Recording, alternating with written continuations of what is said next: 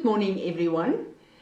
It's a pleasure to greet you again this morning and to know that we've got a new day that the Lord allow us to live in, and in this day He will provide in every need that we will have. What an awesome God we serve.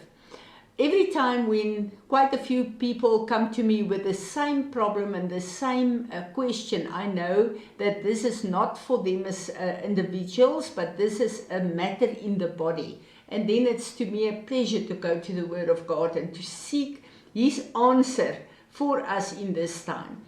So this morning I want to highlight obedience to us. You know, David said, obedience is better than sacrifices.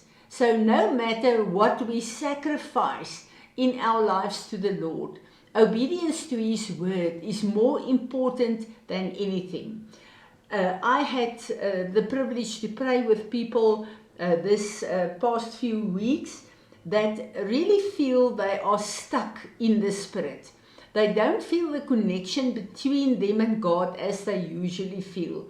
They go through the motions when they spend time with the Lord, but they feel empty and they feel there's nothing that they take from that place. So they feel a bit disconnected to the Lord. And you know, this is a place where when we are stuck, that our spiritual growth just stops, because our whole life in Jesus on earth need to be Ephesians 4 verse 11 to 13. Where he says that we need to, the equipping through the word, need to grow us to a place that we will grow into the fullness of who Jesus is here on earth, because we need to represent Him on earth. So the things that stop us to grow, that bring us to a place where we feel we are stuck. When we look at the beloved Apostle John, in 1 John, if you read the whole chapter, there's 3 enemies that he shows us. And he says these 3 are hindering your spiritual growth. And these 3 is lust, pride, and greed.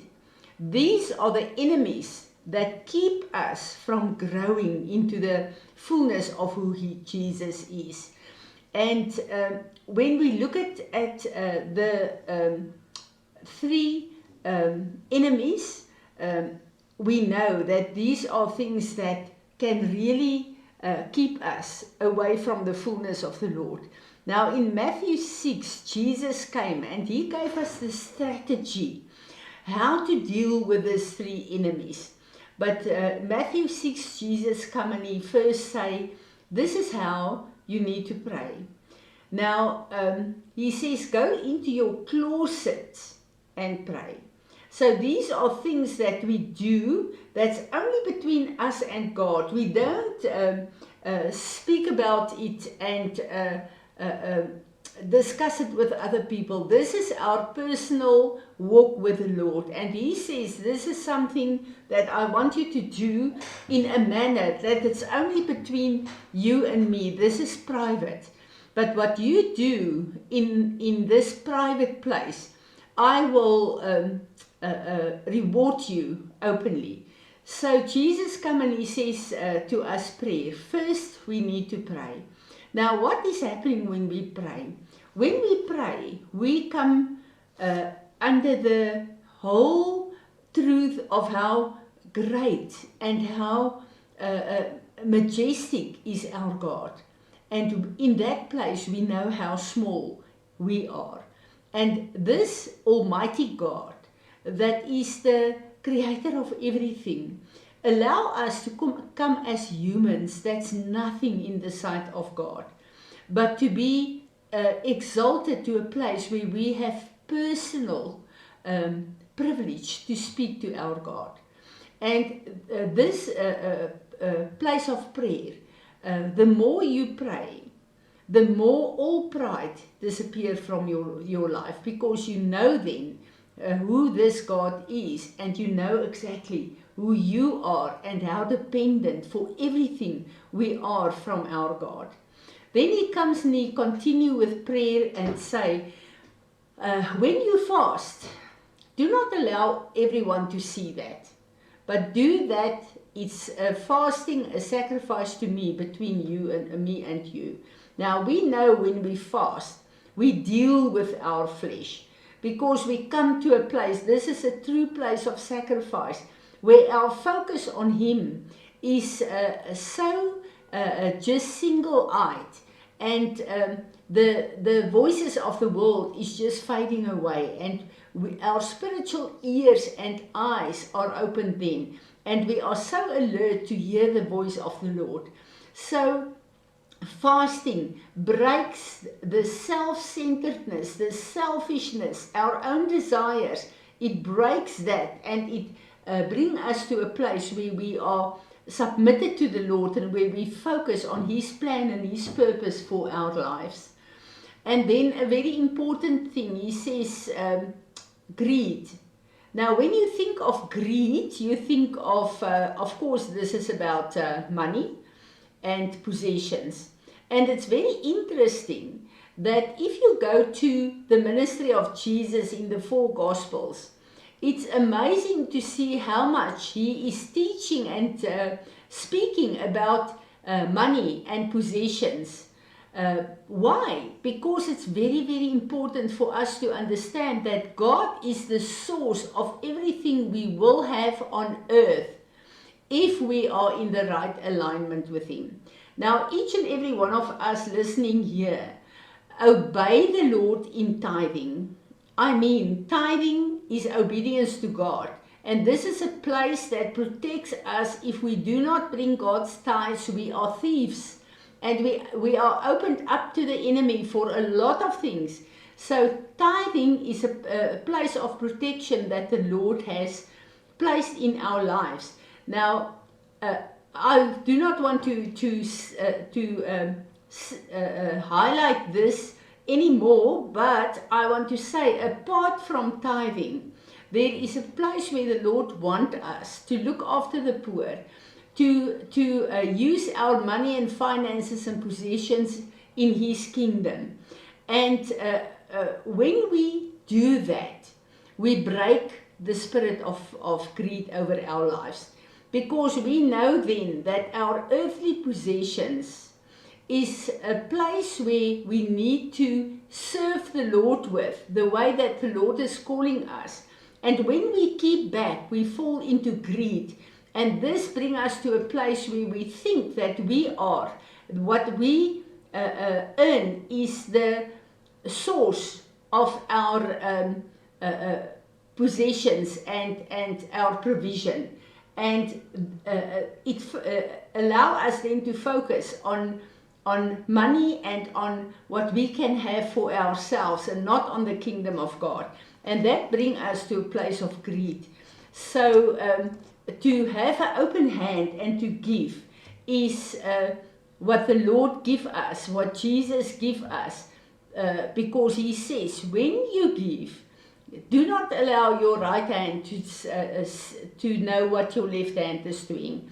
So whenever we use our finances in the kingdom of God, do it unto the Lord. Do not allow all people to see this, that you can get honor for that. This is one of the places where the Lord is calling us to, and giving us this weapon to break the spirit of greed over our lives. Because something that's to me so important, we need to know the times we are living in.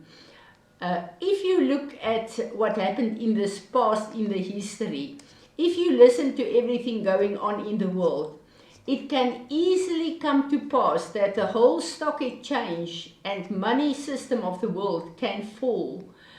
And if that happens, we need to understand that everything that we have built in bank accounts and investments, and please listen to me, I don't say do not do that. The Lord speaks to each and every one of us in His own way.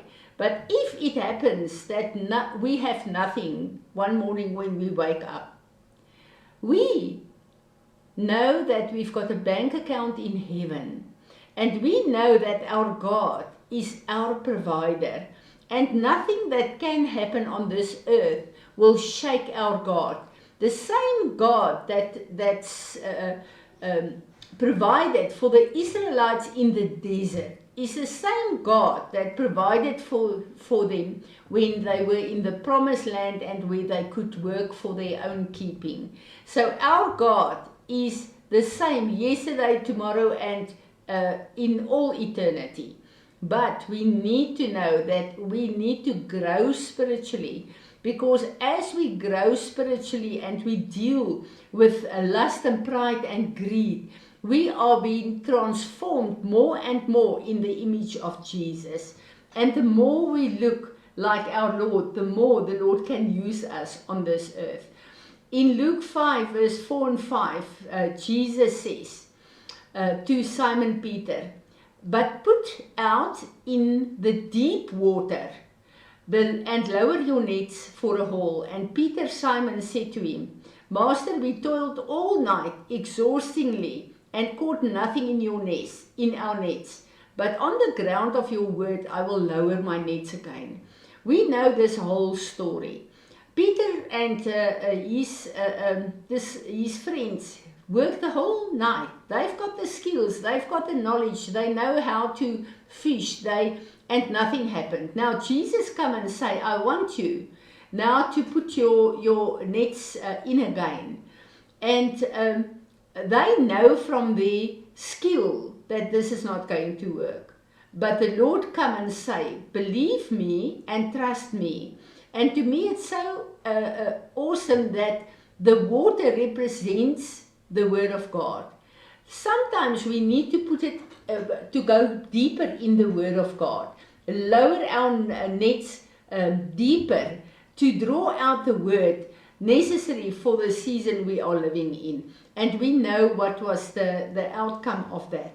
So what the Lord is doing, He is calling us to follow Him and to obey Him. Although we have skills and we've got experience and we have talents, there's a place outside of that where we trust the Lord in spite of the knowledge that we have. We need to come to a place where we trust Him and where we allow Him to deal with the things in our lives that hinder our growth in Him.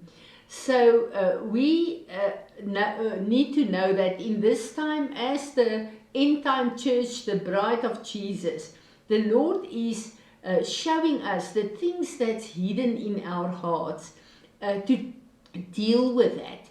And to me it's so precious to know that the Lord is working with us to become the bride without spot or wrinkle. Father, we want to thank you for your love for each and every one of us. We want to thank you, Lord, that you are teaching us, that you are training us, that you are transforming us to the image of Jesus, our Lord and our Savior. We want to honor you for that. And Holy Spirit, thank you for your precious indwelling in our lives. Amen.